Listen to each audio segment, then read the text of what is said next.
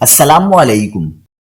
کراچی میں فائرنگ سے 2 بھائیوں سمیت 3 افراد جاں بحق، عید کے روز 3 لاشیں گھر پہنچنے پر کوہرام، فضا سوگوار، ہر آنکھ اشکبار۔ تازہ ترین ویڈیوز کے لیے چینل کو سبسکرائب کر کے بیل آئیکن اور آل نوٹیفیکیشن پر کلک کریں۔ آپ کو بتاتے چلیں کہ کراچی کے علاقے بلدیہ ٹاؤن رشید آباد میں فائرنگ سے 2 بھائیوں سمیت 3 افراد جاں بحق اور ایک کمسن بچہ زخمی ہو گیا۔ پولیس حکام کے مطابق ابتدائی طور پر واقعہ ذاتی دشمنی کا لگتا ہے، تاہم مزید تحقیقات کی جا رہی ہیں۔